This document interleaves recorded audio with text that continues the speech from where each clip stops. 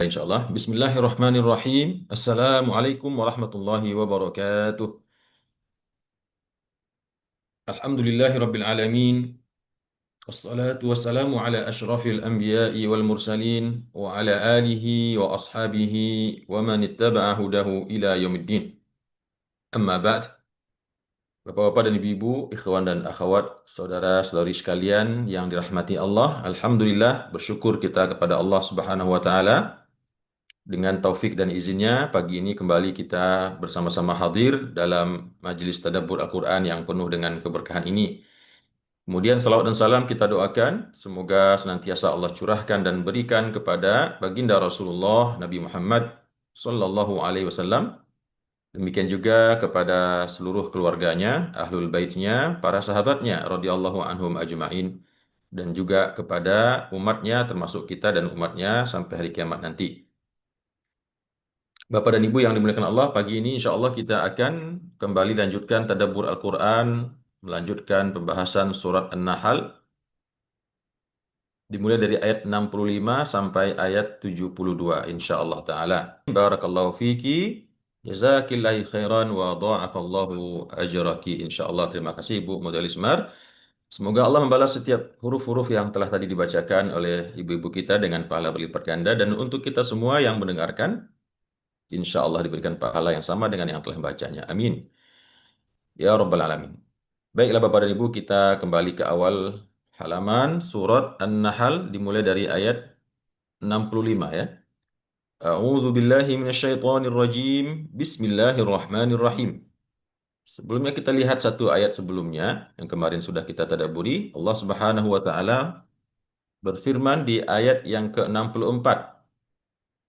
وَمَا أَنزَلْنَا عَلَيْكَ الْكِتَابَ إِلَّا لِتُبَيِّنَ لَهُمُ الَّذِي اخْتَلَفُوا فِيهِ وَهُدًى وَرَحْمَةً لِقَوْمٍ يُؤْمِنُونَ. وَمَا أَنزَلْنَا عَلَيْكَ الْكِتَابَ, dan tidaklah kami menurunkan ke atasmu atau kepada engkau wahai Muhammad sallallahu alaihi wasallam Alkitab, yaitu Al-Qur'an, kecuali tujuannya apa? Litubayyina lahumul ladzi ikhtalafu fihi. Tidaklah Allah menurunkan atau kami menurunkan kepadamu Alkitab, yaitu Al-Quran itu, wahai Muhammad, kecuali tujuannya agar litubayyina lahumul ladzi ikhtalafu fih, agar kamu dapat menjelaskan kepada mereka, kepada umatmu, alladzi ikhtalafu fih, hal-hal yang mereka berselisih pendapat tentangnya dalam perkara-perkara agama, dalam perkara tauhid, ya, dalam perkara-perkara muamalah. Maka itulah diutus Nabi Muhammad SAW, tidak hanya sekedar diberikan Al-Quran begitu saja, lalu disuruh baca sendiri-sendiri, tidak. Tapi Nabi Muhammad juga mengambil peran menjelaskannya. Nah, itulah yang disebut dengan hadis-hadis ya. Menjelaskan dengan perkataan, dengan perbuatan, dan juga dengan takrir atau ikrar. Wa hudaw wa rahmatan liqaumi yu'minun. Dan Al-Quran itu juga Allah turunkan menjadi hudan, menjadi petunjuk, pedoman, penuntun bagi manusia, bagi orang-orang yang mengimaninya di dalam kehidupannya, wa rahmatan liqaumi yu'minun, dan juga menjadi rahmat ya, menjadi rahmat. Isi kandungan Al-Qur'an itu menjadi rahmat bagi kita, meluruskan jalan kita, mengendalikan eh, hawa nafsu kita yang menyuruh untuk melakukan kesesatan ya. Hukum-hukumnya juga demikian, menjadi rahmat bagi kita dalam segala aspek. Sebagai contoh misalkan hukum kisos misalkan, yang sebagian orang menganggap itu sebuah kekejaman, tapi sesungguhnya itu adalah rahmat kasih sayang Allah. Walakum fil qisasi hayatun ya ulil albab, kata Allah dalam surah Al-Baqarah. Bagi kalian dalam penegakan hukum kisos itu justru terdapat kehidupan. Nah, eh, perbuatannya adalah membunuh, memenggal kepala orang, tetapi Allah mengatakan justru dalam pemenggalan kepala itu ada kehidupan. Kehidupan bagi orang banyak. Dengan adanya hukum kisos diterapkan, orang akan jera untuk membunuh. Orang tidak akan mudah untuk membunuh. Tidak seperti yang terjadi hari-hari ini di negeri kita, ya. Karena perkara-perkara yang sepele, orang mudah saja main bunuh begitu ya. Karena memang tidak diterapkan di negeri kita hukum syariat Allah yang sebetulnya adalah rahmat. Isi Al-Quran itu adalah rahmat. Rahmatan liqaumi yu'minun. Dan menjadi rahmat, di samping rahmat itu juga rezeki ya. Al-Quran itu menjadi rezeki ketika dibaca, maka dia juga mendatangkan pahala dan mendatangkan rezeki. liqaumi yu'minun, bagi kaum yang mengimaninya. Jadi dia menjadi petunjuk, menjadi rahmat ya bagi kaum yang mengimaninya. Kalau tidak mengimaninya, meskipun membaca, maka dia tidak menjadi petunjuk dan tidak pula menjadi rahmat. Kemudian di ayat yang berikutnya yang akan kita tadaburi, Allah Subhanahu wa taala menjelaskan, ya. Di sini dalam rangka Allah menjelaskan tentang tanda-tanda kekuasaannya yang lain.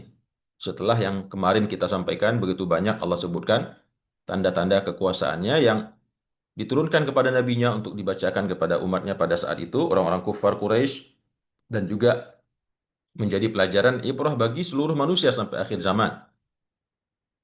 Allah menjelaskan di sini, wallahu anzala minas sama'i ma'a. Dan Allah yang diserukan oleh Muhammad SAW kepada kalian untuk menyembahnya tersebut, untuk mentauhidkannya tersebut, anzala minas sama'i ma'a. Dialah yang telah menurunkan dari langit ma'an, air, itu air hujan. Ya. Fa'ahya bihil arda ba'da mautiha. Lalu dengan air hujan yang dia turunkan tersebut, fa'ahya bihil arda ba'da mautiha. Maka dia menghidupkan dengan air tersebut bumi ba'da mautiha, setelah tadinya mati. Bumi-bumi yang gersang, ya, yang kering kerontang, yang sudah tidak bisa ditumbuhi lagi oleh tumbuh-tumbuhan karena saking kering dan kerontangnya, begitu diturunkan hujan di atasnya, maka setelah itu dia pun kembali menjadi hidup. Dia kembali menjadi hidup dan menghidupkan tumbuh-tumbuhan yang ada yang akan tumbuh di atasnya. Jadi sumber kehidupan itu Bapak dan Ibu bukan tanah sejatinya, ya. Sumber kehidupan itu adalah air. Air adalah sumber kehidupan. Makanya ada penelitian, meskipun tidak di atas tanah pun tumbuhan bisa hidup. Sekarang ada tumbuhan-tumbuhan organik, ya, tidak di atas tanah, hanya dialiri air. Tumbuhan-tumbuhan organik. Nah, karena memang Allah mengatakan menghidupkan sesuatu itu dengan air. Wa ja'alna minal ma'i kulla syai'in hayyin. Dan kami jadikan dengan air itu segala sesuatu menjadi hidup. Fa ahya bihil arda ba'da mautiha. Maka dengannya, dengan air hujan tersebut Allah menghidupkan bumi setelah matinya. Nah, di sini tentu maksudnya Allah menjelaskan, memperdengarkan kepada orang kafir Quraisy, ini loh kehebatan Tuhan Allah. Lalu apa kehebatan Tuhan kalian yang kalian sembah berhala-berhala itu? Apakah mereka sanggup menurunkan hujan? Nah, tentu tidak. Nah, tapi Allah Tuhan semesta alam, dia punya kuasa yang tidak terbatas dan di antara kekuasaannya itu adalah kemampuannya untuk kuasanya untuk menurunkan hujan dari langit dan menghidupkan dengan air hujan tersebut bumi yang telah mati. Inna fi dzalika laayatan liqaumi yasma'un. Sesungguhnya pada yang demikian itu maksudnya fenomena alam yang kita lihat, ya, turunnya hujan dari langit dan kemudian air hujan tersebut menghidupkan bumi, menghidupkan tumbuh-tumbuhan. Sesungguhnya pada yang demikian tersebut terdapat tanda-tanda. Tanda-tanda apa? Tanda-tanda adanya Allah, tanda-tanda keesaan Allah, kekuasaan Allah. Liqaumi yasma'un, bagi kaum yang mau mendengarkan. Liqaumi yasma'un, mau mendengarkan ayat-ayat Allah. Karena memang dalam Al-Quran juga disebutkan orang-orang musyrik itu ketika diperdengarkan kepada mereka ayat Al-Quran, banyak di antara mereka yang menutup kedua telinganya dengan tangannya atau dengan telunjuknya, ya. Dimasukkan ke dalam lubang telinganya, kemudian dia tutup sehingga tidak mau mendengarkan Al-Quran. Padahal kalau dia mau mendengarkan, begitu jelasnya firman-firman Allah, begitu dalam maknanya, begitu menyentuhnya, maka pasti mereka bisa mendapatkan ayah, ya, menjadi mendapatkan ibrah, hudan, tapi mereka menutup telinganya. Kemudian Bapak dan Ibu yang dimuliakan Allah, selanjutnya Allah menambahkan kembali di sini narasi tentang bentuk-bentuk kekuasaannya yang lain, ya. Wa inna lakum fil an'ami la'ibrah. Dan sesungguhnya bagi kalian, wahai sekalian manusia tentunya, fil an'ami la'ibrah, pada binatang-binatang ternak, sapi, kambing, kerbau, onta, ya, kuda, la'ibrah, terdapat suatu pelajaran, ya. Dalam binatang ternak itu terdapat suatu pelajaran. Banyak pelajaran sebetulnya, bukan satu pelajaran, ya.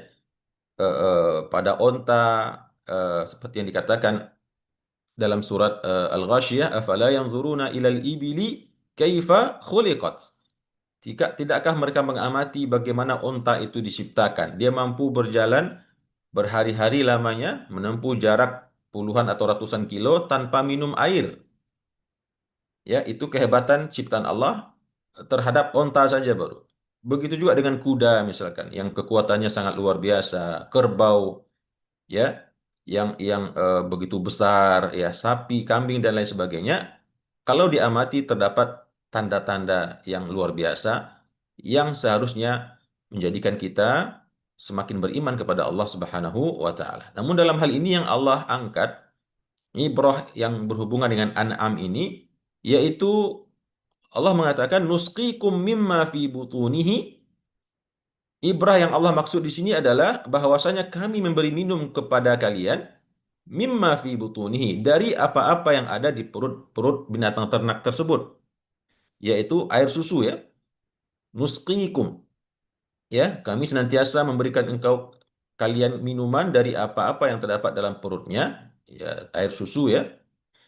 Mim baini farthin wa damin, yang bersumber dari yang terletak di antara farthin wadamin. Farthin ini kotoran, ya, tinja, wadamin dan darah, yaitu labanan khalisan sa'iran, yaitu air susu yang murni, yang bersih, sa'iran, mudah ditelan, ya, meluncur masuk ke dalam perut tanpa ada hambatan, segar begitu, ya.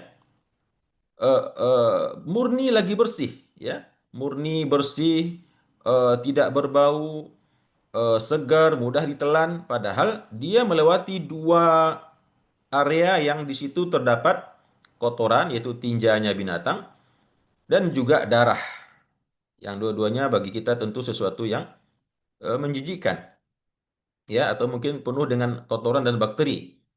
Akan tetapi dengan izin Allah Subhanahu wa taala, dari perut binatang tersebut yang bersumber dari dua area tadi dilewatinya, keluarlah air susu yang murni, yang bersih, yang tidak berbau, rasanya pun lezat, ya.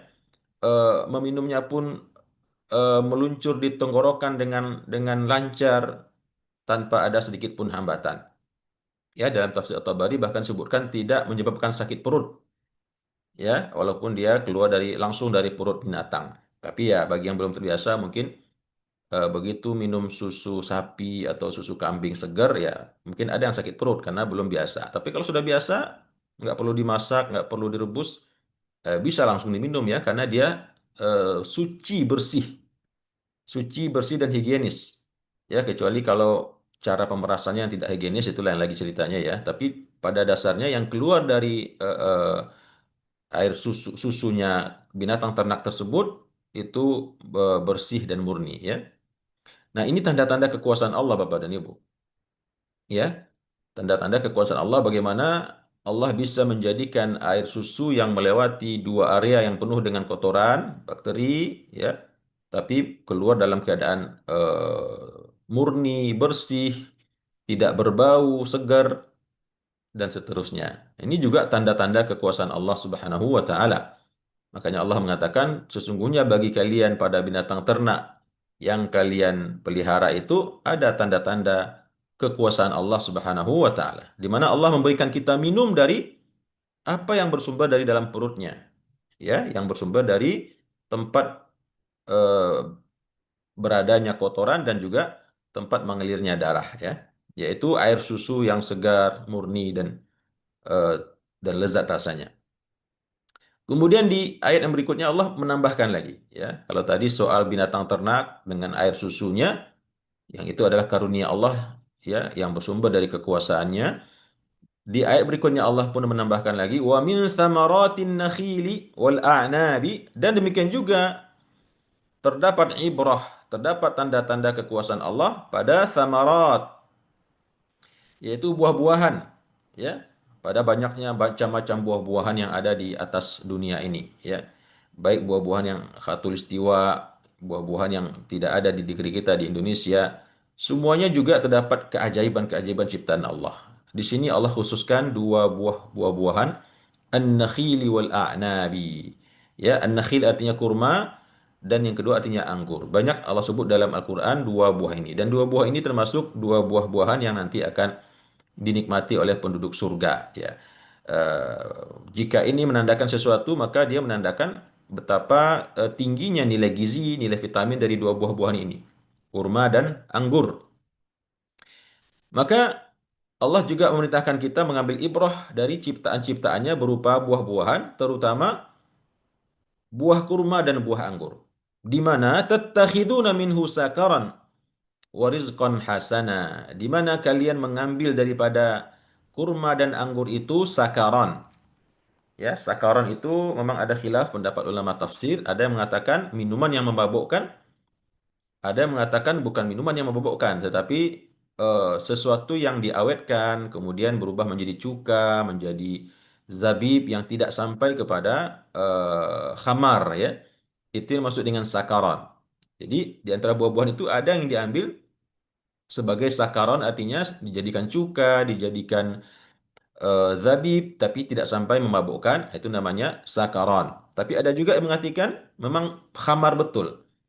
Dan ayat ini turun sebelum pengharaman khamar. Makanya Allah mengatakan, dari buah-buahan kurma dan anggur tersebut, kalian ada yang mengambilnya sebagai minuman yang memabukkan, dan warizqan hasana, dan sebagian lain dalam bentuk rezeki yang baik, buah-buahan yang segar, yang tidak memabukkan, ya.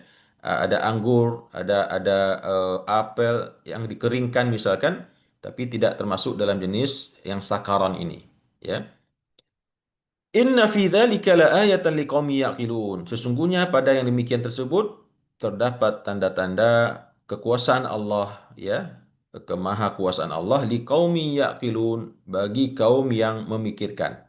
Kalau tadi liqaumi yasmaun, yang mau mendengar, sekarang bagi kaum yang mau memikirkan. Jadi tidak bisa mendengar saja. Mendengar aja lewat masuk kuping kanan, keluar kuping kiri. Tapi ketika didengarkan, maka juga harus dipikirkan, direnungi, ya, ditadaburi. Maka pada yang demikian tersebut terdapat tanda-tanda bagi orang yang mau memikirkan, menggunakan akalnya, ya ta'akkal. Kemudian Bapak dan Ibu yang dimuliakan Allah, ayat selanjutnya Allah masih menambahkan lagi, ya, dalam hal ini Allah menyebutkan satu persatu, ya, di antara bentuk-bentuk kekuasaannya yang berhubungan dengan alam-alam ini, ya. Allah mengatakan wa auha rabbuka, dan di antara ibrah yang juga mestinya kalian ambil, tentunya ayat ini ditujukan kepada orang kafir Quraisy, ya, dan kepada kita juga yang bacanya hari ini dan seluruh manusia yang akan bacanya sampai hari kiamat. Wa auha rabbuka ilan nahli, dan Tuhanmu telah mewahyukan. Ya, mewahyukan di sini maksudnya bukan menurunkan kitab, ya. Wahyu itu dalam Al-Quran banyak artinya. Ada mengilhamkan, ada mewahyukan, ada memerintahkan, dan seterusnya. Wa auha rabbuka, dan Tuhanmu telah mewahyukan. Dalam hal ini artinya memerintahkan atau mengisyaratkan atau mengilhamkan. Dan Tuhanmu telah memerintahkan kepada lebah. Nah, di sini kita ketemu ayat tentang lebah yang dari ayat inilah diambil penamaan surat An-Nahl ini. Cerita tentang lebah yang ada di dalam surat ini, yaitu surat An-Nahl. Ini ayatnya, ya. Dan Tuhanmu telah mewahyukan atau memerintahkan atau mengilhamkan kepada lebah. Apa ilhamnya? Apa perintahnya? Anittakhidhi minal jibali buyuta. Supaya ambillah, buatlah atau jadikanlah minal jibali, dari gunung-gunung yang ada di atas bumi ini, buyuta, sebagai rumah-rumah kalian. Jadi kalau kita ke Yaman, Bapak dan Ibu, atau di beberapa negara Arab lainnya, kalau kita lihat di gunung-gunung itu akan banyak terdapat sarang-sarang lebah yang sangat besar sekali. Makanya madu Yaman itu sangat terkenal karena dia adalah madu gunung, gunung batu. Ya, meskipun di Yaman juga ada gunung hijau seperti kita, ya. Dan harganya mahal sekali. Harganya sangat mahal, ya. 1 liter itu mungkin $100 lah kalau musim haji itu, ya. Sekitar 1.500.000. Nggak nyampe 1 liter barangkali. Itu sering dijual mahasiswa-mahasiswa kita yang sekolah di Yaman. Jadi Allah perintahkan kepada lebah, ambillah gunung-gunung itu menjadi rumah-rumah kalian. Bikin sarang di sana. Ya. Wa minasyajar, dan demikian juga dari pohon-pohon. Nah, ini di negeri kita nih, ya. Kalau kita ke hutan-hutan, ke rimba-rimba di Sumatera, di Kalimantan misalkan, kita akan melihat di pohon-pohon yang tinggi itu eh, lebah bergelantungan ya. Lebah membuat sarang dan sarang itu besar sekali. Nah, itu juga memang perintah Allah kepada lebah untuk eh, membuat rumah di pohon tersebut. Wa mimma ya'rishun, dan dari apa saja yang mereka bangun. Jadi apa-apa yang dibangun manusia kalau tinggi, maka di situ juga akan bersarang lebah. Ya, rumah-rumah tua yang dibangun oleh tangan manusia kalau sudah tua tidak ditinggali lagi, maka di situ lama-kelamaan disarang di apa ditinggali oleh lebah. Saya pernah dulu waktu kecil, Bapak Ibu ingat waktu saya kecil ke rumah nenek di kampung ya, yang sudah lama ditinggal. Begitu dikunjungi, dibuka salah satu kamarnya, ternyata di situ sudah ada sarang lebah yang besar sekali. Dan waktu itu ya kita ambil ya, kita panen dan Masya Allah itu mungkin yang saya ingat saya pertama kali minum madu yang betul-betul asli langsung dari sarangnya yang diambil oleh ayah waktu itu. Jadi itu sudah wahyu Allah ya, perintah Allah kepada lebah untuk mengambil rumah tempat tinggal di gunung-gunung, di pohon-pohon dan juga di bangunan-bangunan yang dibangun oleh manusia. Kemudian setelah Allah perintahkan kepada lebah untuk membangun rumah, membangun sarang di pegunung pohon-pohon di gunung-gunung, pohon-pohon dan gedung-gedung itu, lalu Allah perintahkan lagi kepada lebah, "Tsumma kuli min kulli tsamarat." Setelah itu, pergilah makan dari setiap buah-buahan. Ya, di sini kita dapat ilmu Bapak Ibu ya. Yang saya tahu selama ini lebah itu bukan makan buah-buahan ya, menghisap bunga ya, menghisap saripati bunga. Tapi di sini Allah perintahkan "Tsumma kuli min kulli tsamarat." Kemudian pergilah makan dan di sini juga perintahnya makan bukan minum. Subhanallah ya. Ternyata lebah itu makan Bapak Ibu, dia tidak minum ya. Jadi dia makan dari makanan yang masuk ke perutnya itu mungkin menjadi madu. Wallahu alam. Ini perlu kita teliti nih ya, apakah lebah itu pada dasarnya makan atau minum sebetulnya. Tapi di sini Allah perintahkan bukan israbi ya. Kalau israbi berarti minum. Tapi di sini Allah perintahkan kuli. Kuli artinya makan. Makan ya seperti kita makan, masuk ke mulut, mungkin mengunyah juga, wallahu alam. Dan min kulli thamarot, dari tiap-tiap buah-buahan.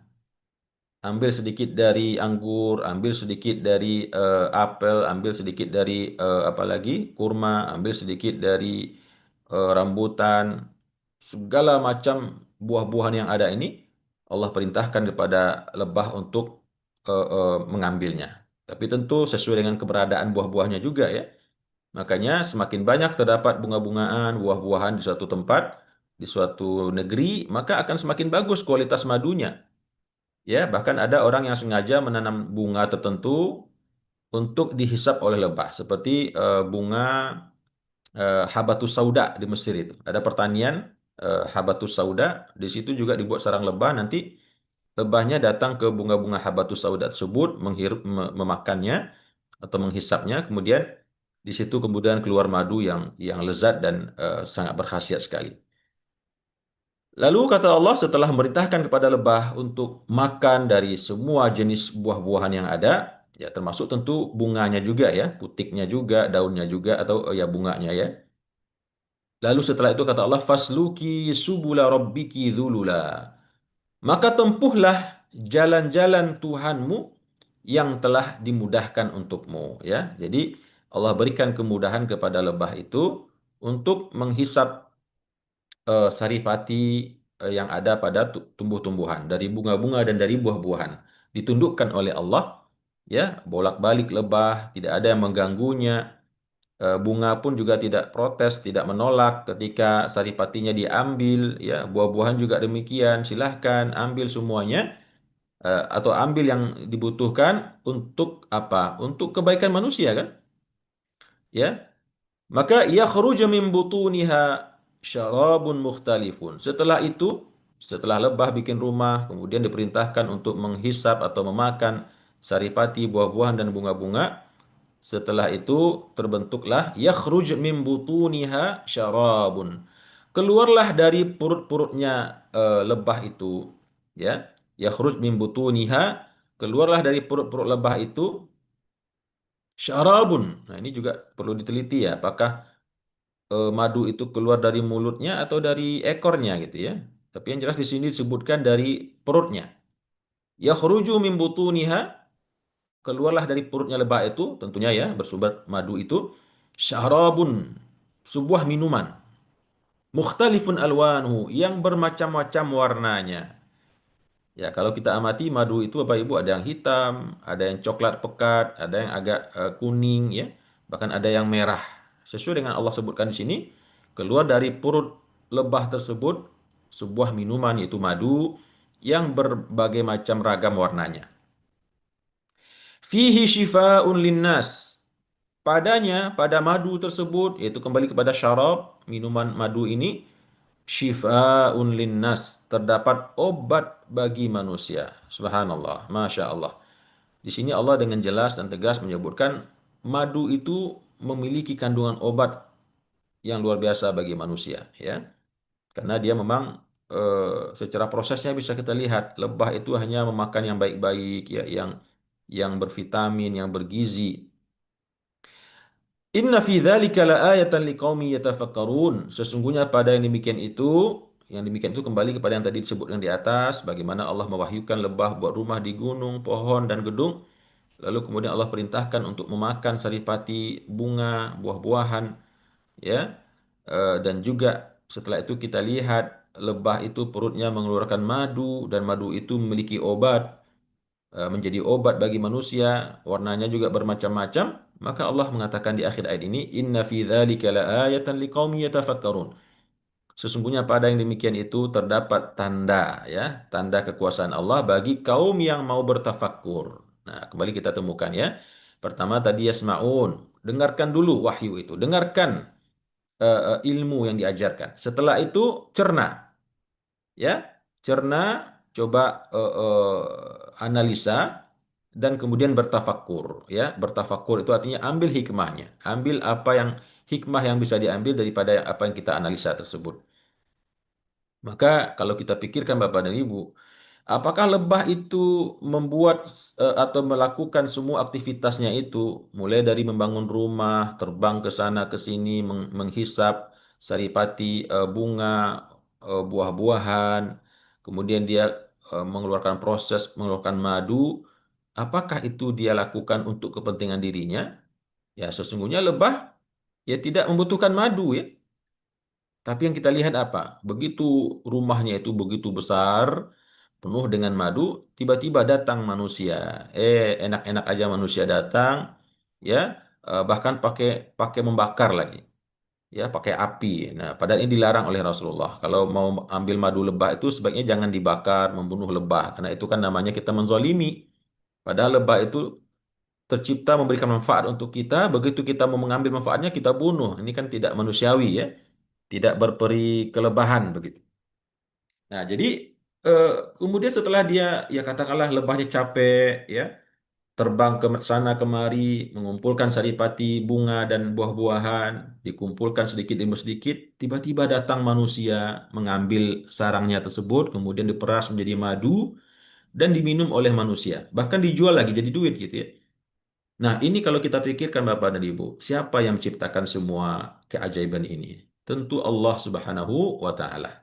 Ya, Allah sediakan, Allah tundukkan alam ini, Allah tundukkan alam ini, terutama yang ada di bumi ini, dan juga yang ada di langit untuk kemaslahatan manusia semuanya. Maka, tidakkah pantas kita mentuhankannya dengan sebenar-benarnya? Tidakkah pantas kita menyembahnya dengan sebenar-benarnya? Dan tidak mempersekutukannya dengan hal apapun. Kemudian di ayat yang berikutnya Bapak dan Ibu yang dimuliakan Allah, ya, masih saja Allah menjelaskan lagi ya, menambahkan narasi, membuat kita termangu dan termenung, mengingat kebesaran kekuasaan Allah Subhanahu wa taala. Allah menjelaskan di sini, "Wallahu khalaqakum," dan dialah Allah yang telah menciptakan kalian, hai orang-orang kafir Quraisy, hai manusia-manusia yang kafir, yang menyembah berhala, yang menyembah pohon, menyembah sapi, menyembah ular, menyembah hantu, wallahu alam apalagi yang lain. Ini Allah yang disuruhkan oleh Nabi Muhammad dalam Al-Quran ini, dia yang telah menciptakan kalian, kemudian summa yatawaffakum. kemudian dia mewafatkan kalian. Setelah diciptakan, kemudian diwafatkan. Ya, wa minkum dan di antara kalian man yuraddu ila ardhalil umur. Dan di antara kalian ada yang setelah diciptakan tidak langsung diwafatkan atau tidak diwafatkan dalam waktu yang dekat atau singkat. Melainkan di antara kalian ada orang-orang yang may yuraddu ila ardhalil umur. Ada orang-orang yang dikembalikan dia kembali kepada umur yang paling lemah. Apa maksudnya ardhalil umur di sini? Umur yang paling lemah yaitu di usia bayi. Di usia kita bayi, balita lah ya atau bayi. Jadi di antara manusia yang Allah ciptakan itu ada yang meninggal umur 20, 30, 40, 50, ya. Seperti yang Allah jelaskan di sini, Allah menciptakan manusia kemudian Allah wafatkan dan sebagian yang lain setelah Allah ciptakan Allah panjangkan umurnya sampai kemudian saking panjangnya umurnya tersebut Allah jadikan ia kembali kepada posisinya yang paling lemah dulu. Begitulah manusia ya. Grafiknya seperti gunung. Dari kecil naik ke atas, umur-umur 50, 55 tahun, ya. Bahkan semakin ke sini semakin pendek ya. Mungkin 50 tahun sudah mulai nampak keriput, sudah mulai lemah, sudah mulai mengecil otot-ototnya. Kemudian turun grafiknya. Setelah sampai umur 50 turun ke bawah, semakin lama semakin lemah, semakin lama semakin keriput, semakin lama semakin bongkok juga sebagian manusia, ya. Bahkan kemudian sampai dia ke derajat yang paling lemah seperti bayi, ya. Buang air kecil di tempat tidur, buang air besar di tempat tidur, makan disuapin, dan seterusnya. Seperti yang kita lihat, ya, nenek-nenek, kakek kita yang sudah tua renta, yang kalau dalam kita lihat dalam Al-Quran, ardhalil umur ini umur 75 tahun ke atas. Jadi kalau sudah 75 tahun ke atas, itu sudah masuk ardhalil umur namanya. Usia yang paling lemah, nah itu ke atasnya. Ya tentu ada pengecualian ya.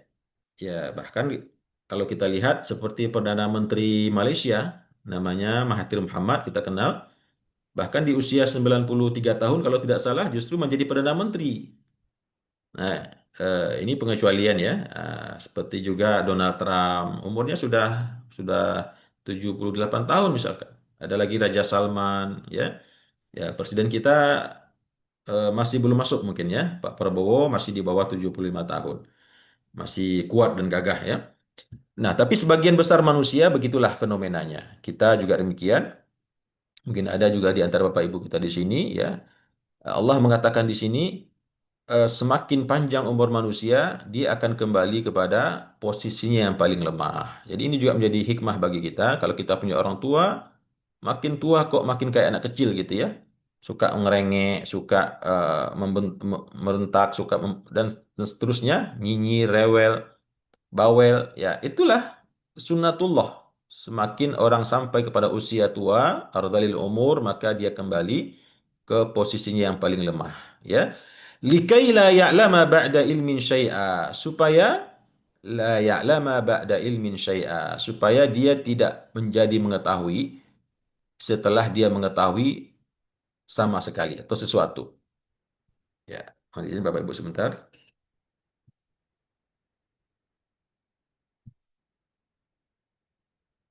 Ya, jadi setelah Allah mengembalikan manusia kepada ardhalil umur itu, usia 75 tahun ke atas, sampai mereka kepada kondisi tidak mengetahui apa-apa setelah tadinya mengetahui segala sesuatu. Subhanallah, benar sekali ya. Orang semakin tua, semakin lupa, ya, semakin hilang ingatannya, bahkan kosakatanya pun hilang, ingatannya banyak yang hilang, bahkan anak-anaknya dia juga lupa. Ya, kita lihat itu ya, apalagi yang sudah umurnya 85 tahun ke atas. Ya itu dia sudah lupa tadi dia habis ngapain, ya sekarang ngapain juga nggak nyambung lagi ya. Bahkan juga kalau sholat suka kelebihan, kekurangan dan seterusnya. Nah itulah manusia. Dan pada perubahan usia kita itu terdapat tanda-tanda kekuasaan Allah ya.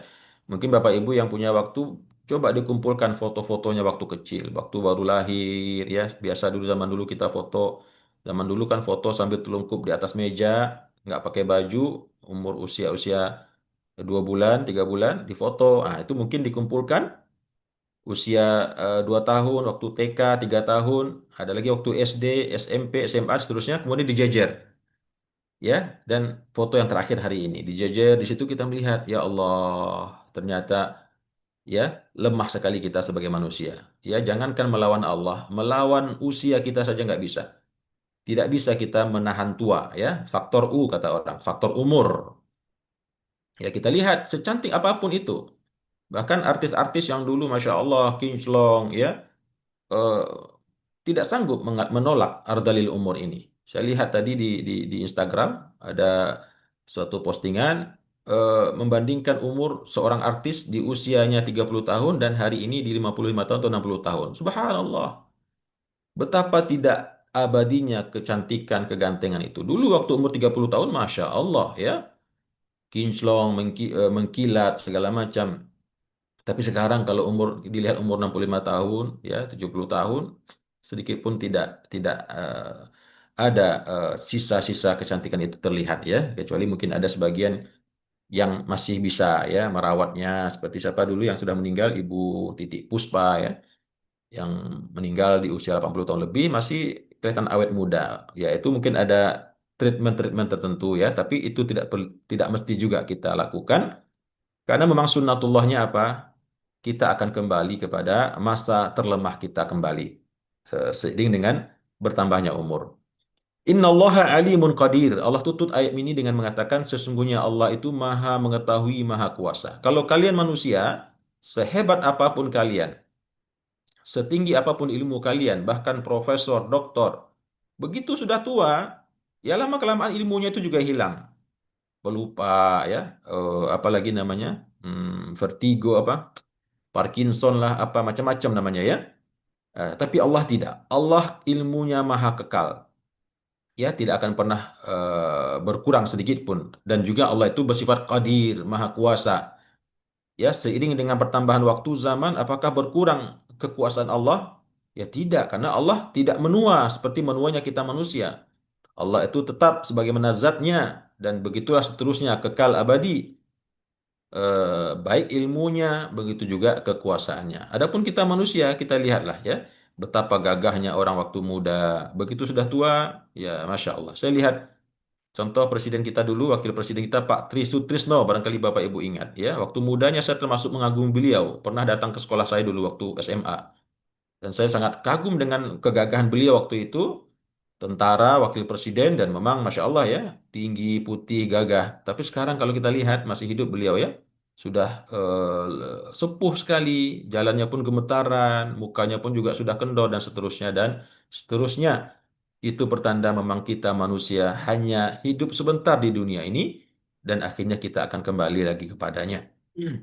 Maka Bapak dan Ibu yang dimuliakan Allah, ini Allah ungkapkan semua ya untuk menggugah orang-orang musyrikin itu ya agar mau bertauhid kepada Allah, mengesahkan Allah ya, memurnikan pengibadahan kepada Allah Subhanahu wa taala dan menuhankannya dengan sempurna. Makanya kemudian Allah tutup ayat ini, cerita ini dengan mengatakan wallahu faddala ba'dakum ala ba'din fir rizqi, dan Allah telah menjadikan melebihkan sebagian kalian di atas sebagian yang lain dalam hal rezeki. Ini statement Allah ya. Jadi nggak usah perlu iri, nggak usah perlu dengki. Itu sudah memang kehendak Allah. Ada yang kaya, ada yang sangat kaya, ada yang kaya raya sekali, tapi ada yang miskin, ada yang melarat, ya. Ada yang bahkan mungkin nggak punya rumah, nggak punya makan. Itu sudah sunnatullah. Karena Allah mengatakan Allah melebihkan sebagian kalian di atas sebagian yang lain. Nggak mungkin sama kayanya semua, nggak mungkin. Ya, nah itu statementnya dalam hal ini. Tapi yang Allah maksud sebetulnya bukan soal menyatakan eh, kalian berbeda-beda rezekinya, tidak. Kaitan nanti kita lihat di ayat sambungan ayat ini. Famalladzi fuddilu biraddi rizqihim. Setelah Allah tadi mengatakan kalian kan manusia berbeda-beda rezekinya. Ada yang jadi pemimpin, ada yang jadi rakyat, ada yang jadi bos, ada yang jadi bawahan, ya. Ada yang kaya, ada yang miskin, ada yang jadi tuan, ada yang jadi budak. Berbeda-beda kan kita sesama manusia ini. Lalu kemudian Allah mempertanyakan di sini kaitannya dengan kenapa orang-orang musyrik di Mekah itu sampai hati mempersekutukan Allah.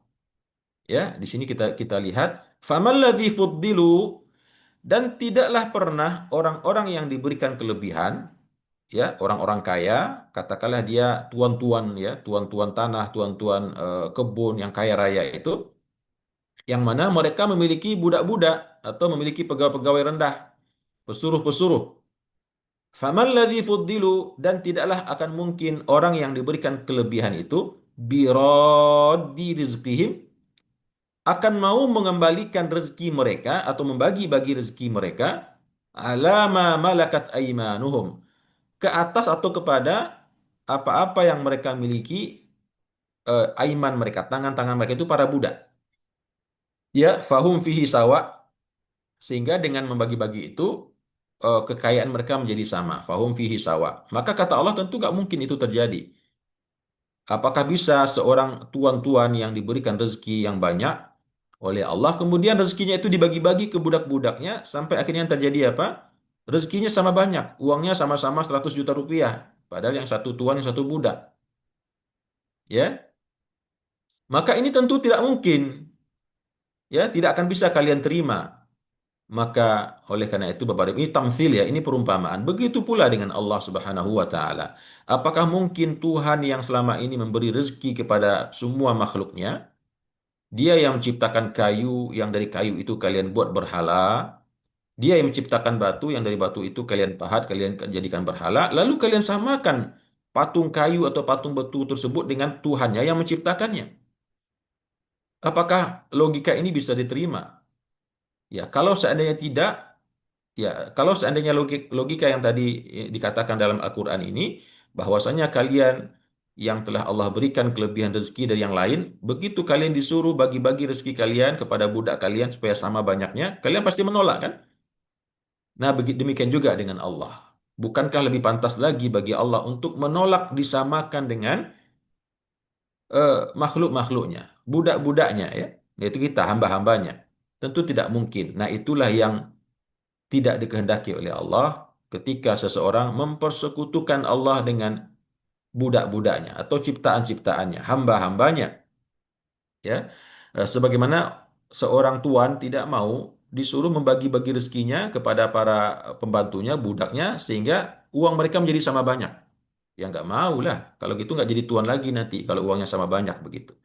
Nah, begitu kira-kira tamsil yang Allah sebutkan dalam Al-Quran ini, Bapak dan Ibu, ya, yang tentunya cara Allah untuk menumbangkan atau mendobrak logika orang-orang Arab yang ingkar, tidak mau eh, melepaskan diri daripada kemusyrikan, mempersekutukan Allah dengan sesuatu yang tidak memiliki daya dan upaya sama sekali. Afa bi ni'matillahi yajhadun, maka apakah dengan nikmat Allah mereka mengingkarinya? Ya, apakah mereka ingkar dengan nikmat Allah dalam artian mereka tidak menyembah Allah dengan baik, padahal Allah telah memberikan begitu banyak nikmat di dalam kehidupan, dan Allah pun juga telah melebihkan sebagian mereka atas yang lain daripada nikmat-nikmatnya tersebut.